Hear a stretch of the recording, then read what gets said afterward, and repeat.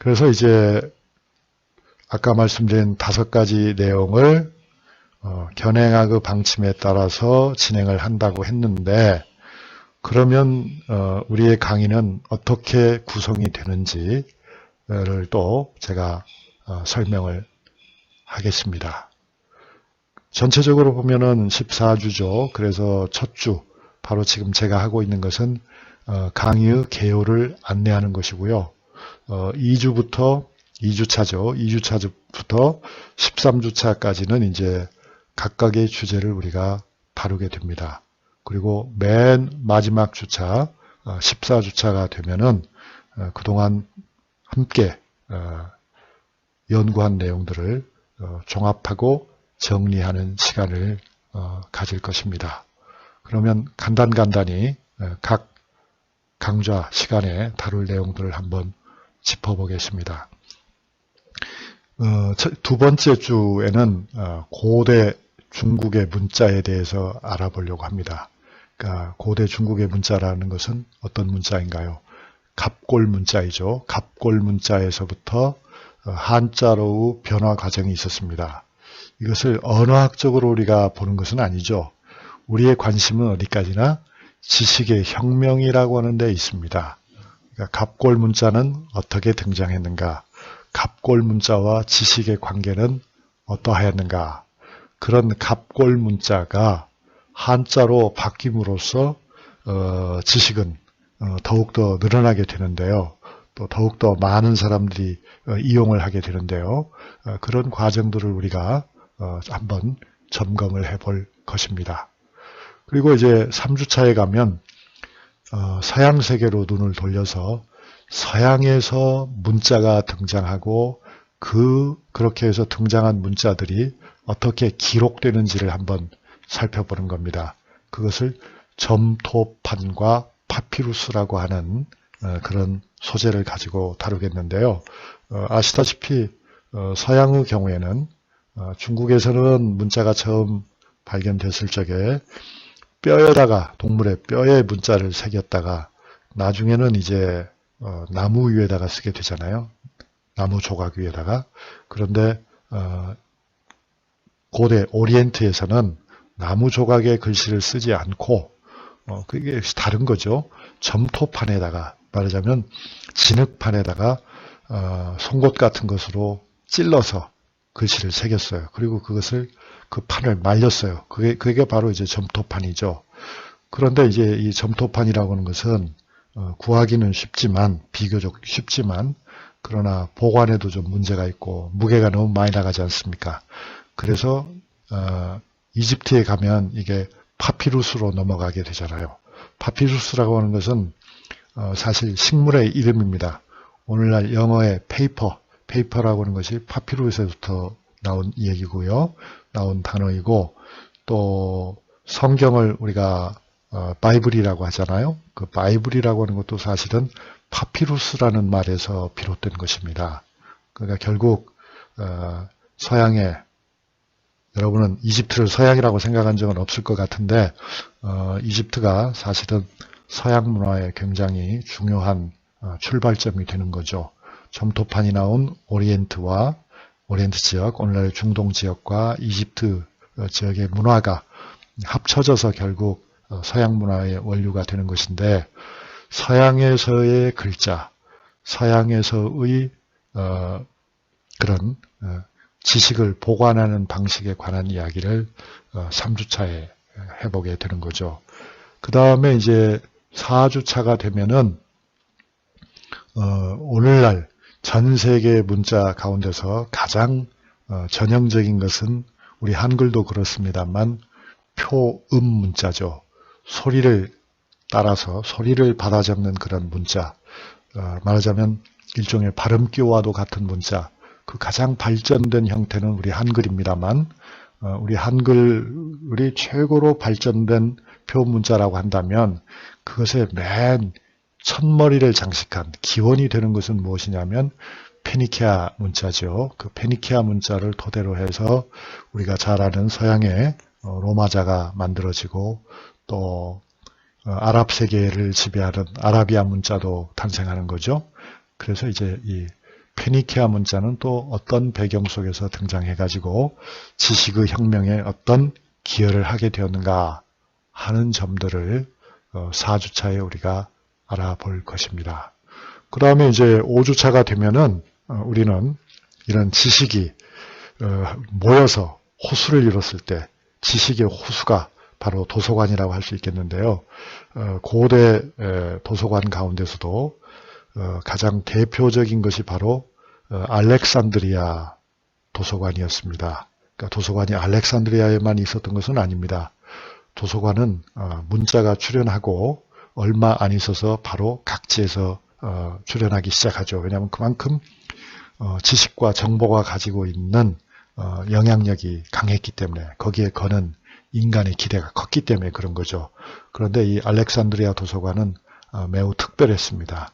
정말 그 시점에서 이 알렉산드리아 도서관이라는 것은 이른바 헬레니즘 시대의 도서관입니다. 헬레니즘 시대라면 여러분이 좀 아시다시피 알렉산더 대제 이후 시대를 말하잖아요.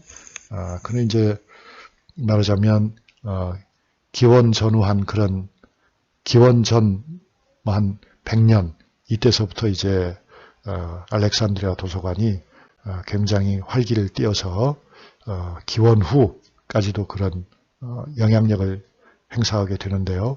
이 알렉산드리아 도서관이 사실은 지식혁명의 보고가 됩니다. 이것이 결국 서양 문명의 중요한 산실이 되었다고 봐도 과언이 아니기 때문에 그 도서관 이야기를 우리가 할 겁니다. 물론 겸해서 그때 동양에는 중국에는 한국에는 어떤 도서관이 있었는가 그것이 어떻게 기능을 했는가 하는 것들도 함께 살펴보겠습니다. 그 다음에 이제 6주차에는 여러분이 그렇게까지 중요한 줄은 몰랐겠습니다만 사실은 지식혁명의 역사에서 참으로 중요한 것이 바로 종이의 탄생이었습니다. 오늘날 우리에게 종이는 어쩌면 점점 불필요한 것이 되어가고 있죠. 여러분도 더 이상 노트를 들고 다니면서 거기다가 강의 내용을 적고 이렇게는 잘 하지 않으니까요. 우리는 오늘날 노트북이 있고 스마트폰이 있고 컴퓨터가 있지 않습니까? 그렇긴 하지만 여전히 책이라고 하는 것이 얼마나 중요합니까? 그러니까 이 책이라고 하는 것은 기본적으로 종이를 가지고 만드는 거잖아요. 그런데 원래 서양 사람들이 만든 책이나 원래 중국 사람들이 만든 책이 종이였을까요? 그렇진 않습니다. 그런데 이 종이가 등장함으로써 지식의 양적 팽창, 지식의 질적 전환, 그리고 또 그것이 단순히 지식뿐만 아니라 행정이라든가 군사라든가 유교라든가 인간 생활 전반에 걸쳐서 엄청나게 중요한 역할을 했습니다. 그건 마치 스마트폰이 등장해서 우리의 지식계에 엄청난 변화가 일어난 것과 거의 견줄 만한 일이다. 그래서 이제 종이혁명에 관한 이야기를 해볼 거고요. 또 7째 시간에는 종교적인 지식들이 인간의 삶에도 오늘날은 뭐 별로 그렇게 큰 역할을 하지 않으니까 우리가 잊어버리고 있었지만 실제로는 엄청 큰 역할을 했다. 그래서 성경과 이건 이제 기독교 경전이죠. 불교 경전, 쿠란, 이슬람의 경전이 각각 어떤 내용을 담고 있고 어떻게 출현해서 인간의 삶에 어떤 영향을 미쳤는지를 다각적으로 점검하는 그런 시간을 가지려고 합니다. 제 8주차에는 인쇄혁명입니다. 그러니까 지금까지 말한, 그러니까 제 7주차까지 말한 그런 지식의 정리 방식, 지식의 보관 방식 속에는 사실 인쇄라고 하는 것이 없었거나 있었다 하더라도 매우 초보적인 수준의 것이었죠. 그런데 이제 이 인쇄혁명이 본격적으로 일어난 것은 언제입니까? 종교혁명 기간이었죠. 사실은 인쇄의 발전이 있었기 때문에 구텐베르크의 활자 인쇄가 본격화되면서 종교에도 혁명이 일어나고 사회적으로도 큰 변화가 일어나고 그리고 이제 그것은 결국 그 다음에 일어날 과학혁명을 선도하기도 하고, 그러니까 아주 중요한 인간의 역사에서 분수령, 또 하나의 분수령이 바로 인쇄혁명이라고 할 수 있거든요. 그러니까 지식혁명이라고 하는 차원에서 보면 문자가 처음 나타난 것도 엄청나게 혁명적인 의미를 가졌고, 그 다음에 책의 등장, 도서관의 등장도 그야말로 폭발적인, 지식의 폭발적인 증가를 가져왔다는 점에서 중요하고, 그것이 더군다나 문자 중에서도 페니키아 문자와 같은 표음 문자의 등장으로 또 한 차례 질적 변화가 있었던 데다가 종이가 널리 퍼지면서, 종이의 이런 확산은 사실 동아시아에서부터 시작되는 것이지만 이것이 서양에까지 퍼져가는 데는 많은 시간이 걸립니다. 말하자면 기원 전후에 한나라 때에 중국에서 등장한 종이가 서양에서 보편화될 때까지는 1000년 이상의 세월이 필요했거든요. 그러니까 그런 역사를 여러분들이 한번 생각해 보면, 아하, 지식의 혁명이라고 하는 것이 참 단계가 아주 복잡하게 구성이 될 뿐만 아니라 글자 자체의 발전도 큰 원인이 되지만은 글자를 적는 매개 수단으로서의 종이도 크게 기여를 했고, 또 그거를 종이 위에다가 인쇄하는 인쇄술이라는 것도 엄청나게 중요한 역할을 했다는 것을 우리가 다시 한번 깊이 인식하게 될 것 같습니다. 그리고 이제 구주차가 되면은 그런 여러 가지 지식 중에서도 한 가지 아주 특화된 지식이 인류 역사에 크게 기여하는 장면을 만나게 됩니다. 그것이 바로 과학혁명이죠. 그러니까 과학혁명이 16세기에 일어나게 되는 거잖아요. 16세기에 과학혁명이 일어나면서 이제 인간들은 종교적인 신념에 의해서 지배되기보다는 과학적인 지식과 과학을 토대로 한 기술을 이용해서 삶을 바꾸게 됩니다. 생산이 달라지고 사고방식이 달라지고 일상생활이 다 달라지게 되는 근본적인 계기가 과학혁명이 있었던 거죠. 그러니까 여러분은 대부분이 다 과학 또는 기술과 관련되는 공부를 하고 있는데, 바로 그런 여러분의 대선배들이죠. 여러분의 대선배들이 과학 지식을 통해서 인류의 삶을 크게 바꿨다 하는 이야기를 9주차에 나누게 됩니다. 그리고 이제 그 다음서부터는 계속 또 그 기술의 중요성이 강조되게 되는데요. 10주차가 되면은 통신혁명에 대해서 우리가 알아보게 될 것입니다. 그러니까 과학의 한 분야인, 과학기술의 한 분야인 통신이죠. 이 통신도 처음에는 발전 속도가 굉장히 더뎠고, 그 기술이라고 하는 것이 오늘날 우리가 생각하기에는 거의 원시적으로 느껴질 정도이죠. 그러니까 깃발을 가지고 신호를 한다든가, 또는 연기를 피워서 봉화를 올린다라든가, 뭐 그런 정도였잖아요. 그것이 이제 결국 과학혁명을 겪고 난 다음에는 여러분이 알다시피 이제 전화기가 나오고 무선 전신기가 나오고 이렇게 해서 라디오가 생기고 전파가 이용되고 하면서 엄청나게 많은 지식을 순식간에 세계 곳곳에 보내고 주고받을 수 있는 그런 체제로 바뀌지 않습니까? 그런데 이제 그런 혁명이 10주차에 가게 되면은 또 다른 차원으로 넘어가죠. 그게 바로 디지털 혁명이죠. 오늘날 우리는 디지털 시대에 살고 있죠. 그래서 이제 여러분들 가운데는 이미 컴퓨터나 이런 것들을 잘 알고 있어서 디지털이 무엇인지를, 또 디지털의 의미를 정확하게 이해하고 있겠지만, 우리는 이것을 기술적인 측면에서가 아니고 지식혁명이라고 하는 차원에서 우리가 그 디지털 혁명을 한번 점검할 수 있는 시간을 갖겠습니다. 그 다음에 이제 12주에 가면은 결국 인간 사회가 그런 기술적인 측면 외에도 사회생활, 또 인간의 법, 인간의 삶의 기본 구조에도 큰 변화가 나타나는데, 그렇게 세상을 바꾼 책들이 있는 겁니다. 여러분이 생각할 때 여러분 개인의 삶을 바꿔놓은 여러분의 삶에 가장 중요한 영향을 준 책은 무엇입니까?